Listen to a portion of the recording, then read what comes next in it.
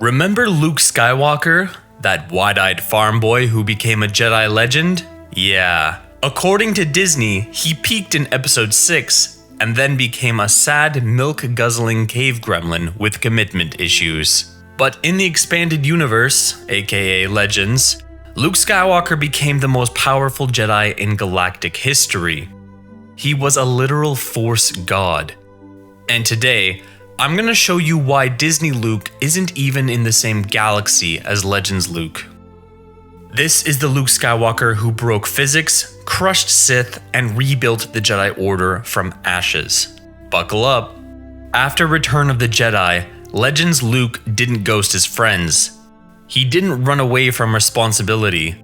He built something greater. He founded the Jedi Praxium on Yavin 4. That's right, same place where the rebels blew up the Death Star, now repurposed as Jedi Hogwarts. Luke didn't just train Jedi. He redefined what it meant to be a Jedi. He brought back lost teachings, welcomed different Force traditions, and refused to rebuild the same rigid order that had failed Anakin. He trained powerful Force users who would go on to rival Legends themselves. And when ancient Sith ghosts like Exar Kun tried to hijack his students' minds, Luke didn't flinch. He astral projected his spirit, fought Exar Kun in the ethereal plane, and obliterated him while in a coma. Let's talk raw power. Legends Luke wasn't just strong, he was operating on a level that made Yoda look like a youngling. He stopped AT-ATs dead in their tracks with a gesture, deflected turbo laser fire barehanded, survived gravity bombs that mimicked black hole pressure, and telekinetically called his lightsaber from across a star system. And one time, he held up a collapsing cathedral with one hand while using the other to shield civilians and coordinate reinforcements. This wasn't the Luke who got force fatigued after one hologram. This was the Luke who looked death in the face and said, "I am the Jedi." Legends Luke wasn't just a Force powerhouse. He was a fully realized human being. He had depth, humility, love. Let's talk about Mara Jade, former Emperor's Hand. She was trained to kill Luke, literally programmed to hate him, but through patience, respect, and shared trials, they fell in love. They didn't just become a power couple, they became the center of the galaxy-wide shift. Mara challenged Luke's beliefs, Luke helped her find redemption. And together, they had a son, Ben Skywalker. And what did Disney do with that potential? They threw it in the trash compactor, replaced Mara Jade with, nothing, and replaced Ben with that Kylo thing. Tragic. Aboleth, a being of pure chaos, a Force entity older than memory. She could destroy minds, warp reality, and devour entire civilizations. And guess who stood in her way? That's right, our guy.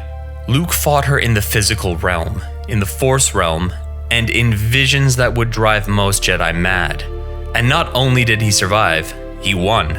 He dueled her across galaxies, he resisted her corruption, he outwitted her, outpaced her, and eventually helped bind her essence for good. No backup, no Jedi Council, just Grandmaster Skywalker, the lightsaber, and the will of the Force. The Yuzhong Vong invaded the galaxy, an alien race immune to the Force. Most Jedi were helpless. Luke?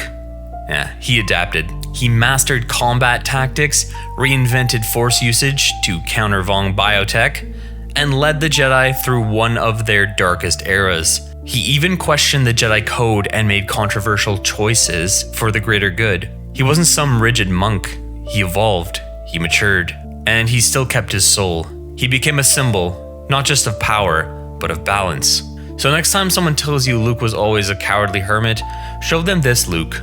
The Luke who rebuilt civilizations, dueled gods, converted enemies to the light side. This was Luke Skywalker, Jedi Grandmaster, Force Avatar, the real Last Jedi. Disney gave us a ghost.